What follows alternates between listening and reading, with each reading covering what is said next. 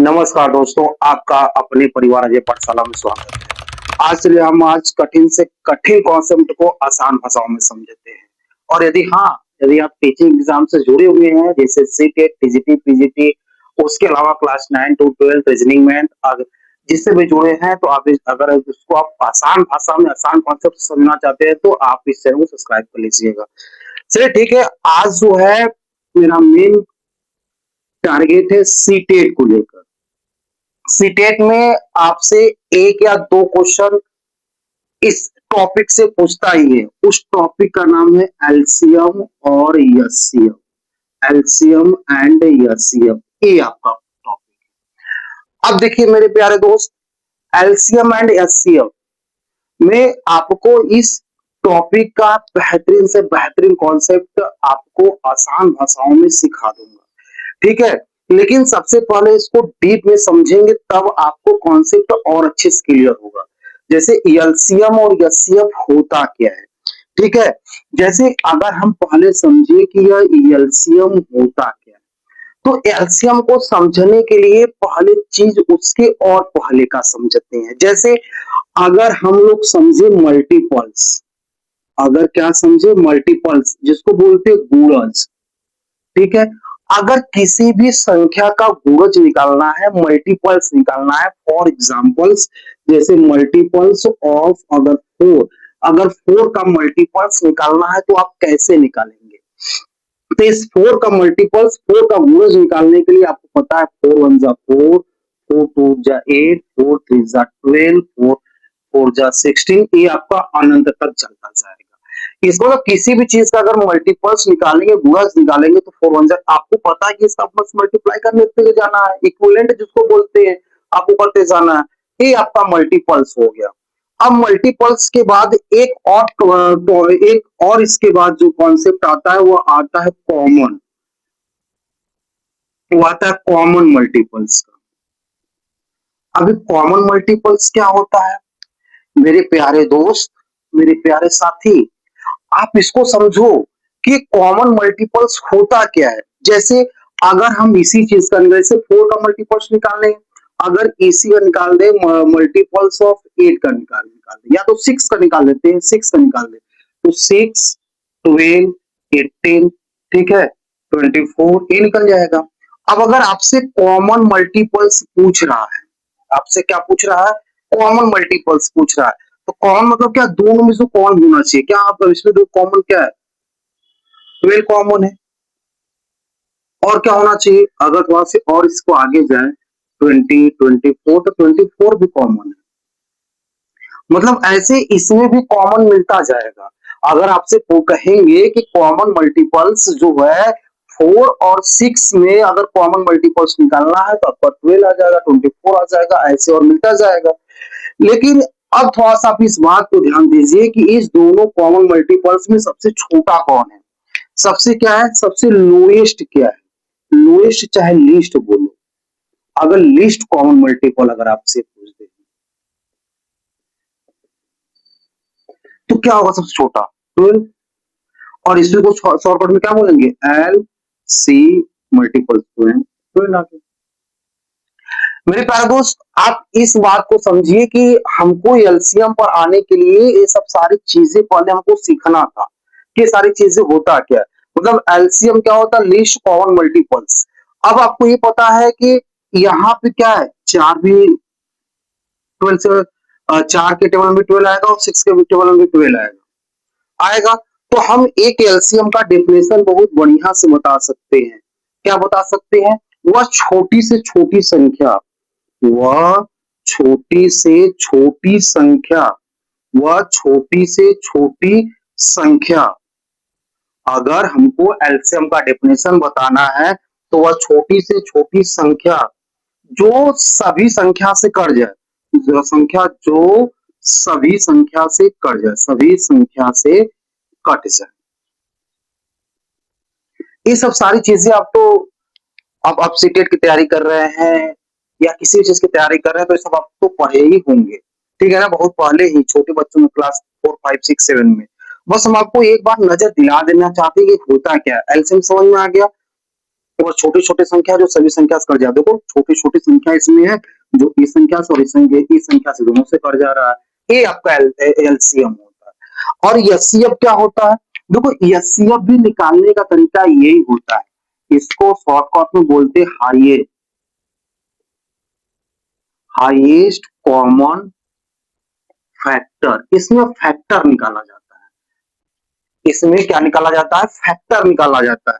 अब इसमें जब फैक्टर निकालना जाता है तो अगर हम चाहे तो किसी भी संख्या जैसे अगर 4 है, अगर यही 4 है, अब इसका फैक्टर क्या क्या होगा आपको पता है? 1 के टेबल में जाएगा, 2 के टेबल में जाएगा, 4 के टेबल में जाएगा। और 6 का फैक्टर क्या होगा? 1 कट जाएगा और 2 जाएगा, 3 जाएगा और 6 जाएगा। फैक्टर निकल गया आपका। फैक्टर निकल गया। फैक्टर निकला ना। मतलब फैक्टर का मतलब होता है कि जो 4 है किसके किसके टेबल में कट जाएगा। 1 के टेबल में कट जाएगा, 2 के टेबल में कट जाएगा, 4 के टेबल में कट जाएगा। अब अगर यही चीज अगर इसमें भी कॉमन कॉमन फैक्टर निकालें हम लोग, इसमें भी क्या करें हम लोग? तो कॉमन 1 है और उसके बाद 2 है, ये 2 है। लेकिन सब अब यहाँ हाईएस्ट बोला, अगर हम लोग हाईएस्ट निकाल दे, अगर हम लोग हाईएस्ट निकाले, अगर हम लोग हाईएस्ट कॉमन फैक्टर निकाले तो हाईएस्ट क्या है? 2 है। मतलब सबसे बड़ी संख्या की बात कर रहा है, 2 है। मतलब उसका जो एचसीएफ होगा, हाईएस्ट कॉमन फैक्टर मतलब एचसीएफ कितना हो जाएगा? 2 हो जाएगा। ठीक है ना? तो अगर एचसीएफ का डेफिनेशन लिखना होगा तो दोस्त क्या लिखेंगे हम लोग? अगर एचसीएफ का डेफिनेशन लिखना होगा तो क्या? देखिए ये जो हम बता रहे हैं सब सारी चीजें आपको दिमाग में रखना पड़ेगा, क्योंकि ऐसे क्वेश्चन एग्जाम में आपको पूछेगा। ठीक है ना? जो वर्ड प्रॉब्लम होता है उसमें संख्या दिखेगा, छोटी छोटी संख्या, तो आपको पता होना चाहिए कि एलसीएम निकालना है। अब यहाँ पे एचसीएफ अगर पूछेगा तो क्या करेंगे हम लोग? वह बड़ी से बड़ी संख्या, वह बड़ी से बड़ी संख्या, वह बड़ी से बड़ी संख्या, देखिए बड़ी से बड़ी संख्या है ना, बात निकली है ना, तो वह बड़ी से बड़ी संख्या जो सभी संख्या से कट जाए, जो सभी संख्या से, जो सभी संख्या, जो संख्या को वह बड़ी से बड़ी संख्या जो सभी संख्या से कटने वाली बात नहीं कहेंगे हम लोग इसमें। अब इसमें कटने वाली बात नहीं कहेंगे, ठीक समझ गए ना? कटने वाली बात करेंगे नहीं, ये क्या कर, ये 2 जो है इसको काटेगा। मतलब बड़ी से बड़ी संख्या जो संख्या जो संख्या को क्या कर दे? संख्या को काट दे, मतलब संख्या को काट दे। अब इसमें कटेगा नहीं, इसमें काटेगा उल्टी। क्या करेगा? काटेगा। मेरे प्यारे दोस्त, ये बहुत बेसिक था। ये आपका क्या था? बहुत ही बेसिक था, जो आपको आप छोटे क्लासों में पढ़े हैं।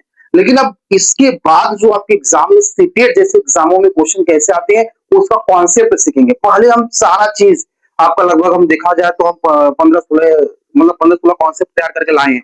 बहुत छोटी छोटी कॉन्सेप्ट है उसको तैयार करके लाए हैं, जिसकी वजह से आपके एग्जाम में बिल्कुल क्वेश्चन फंस जाएंगे एकदम पक्का। ऐसे क्वेश्चन आएंगे, आप कॉन्सेप्ट पढ़ने के बाद आप प्रीवियस लगाइएगा, अगर नहीं आएगा तो फिर बताइएगा हमको। ठीक है ना? आइए कॉन्सेप्ट पर आते हैं। मेरे प्यारे दोस्त, पहला कॉन्सेप्ट अगर हम समझे, अगर यहाँ पे हम लोग पहला कॉन्सेप्ट समझे कि पहला कॉन्सेप्ट क्या है। अब देखिए ये आपको गिवन रहेगा, ध्यान दीजिएगा, गिवन रहेगा, दिया रहेगा। क्या दिया रहेगा?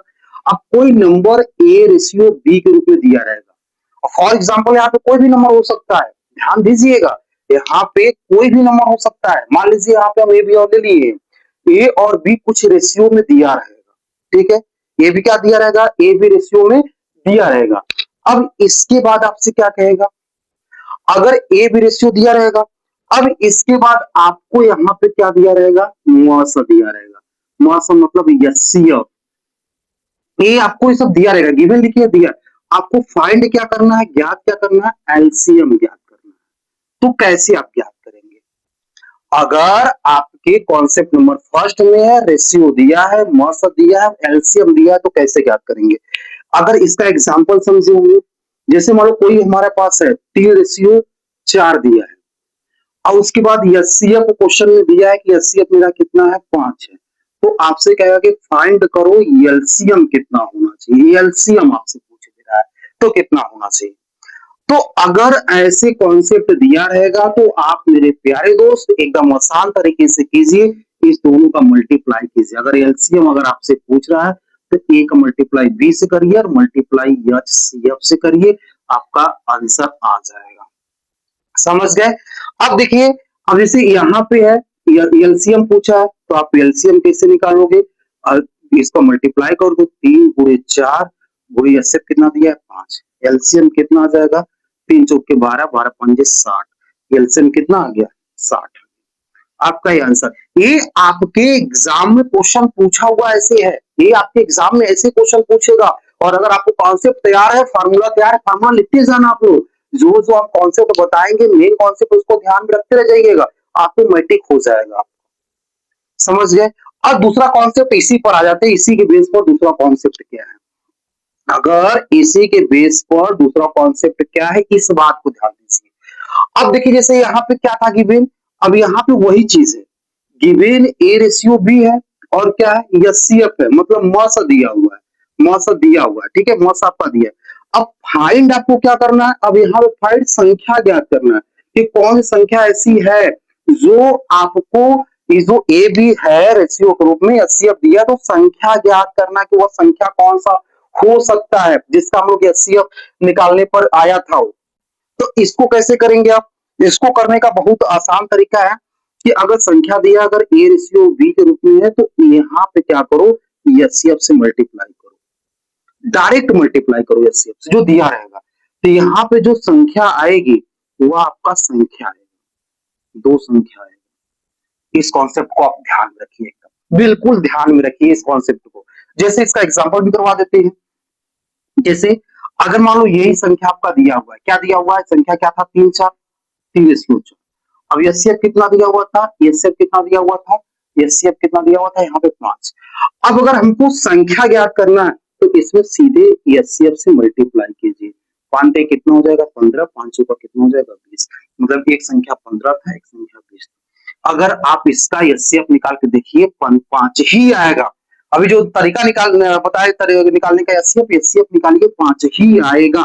देखो छोटे क्लासों में जैसे आप सीखते थे एलसीएम एचसीएफ निकालने का, एचसीएफ दो तरीके से निकाला जाता है, निकाला जाता है, फैक्टर मेथड से निकाला जाता है, डिवीजन मेथड से निकाला जाता है, एलसीएम भी मल्टीपल्स मेथड से निकाला जाता है, डिवीजन मेथड से निकाला जाता है।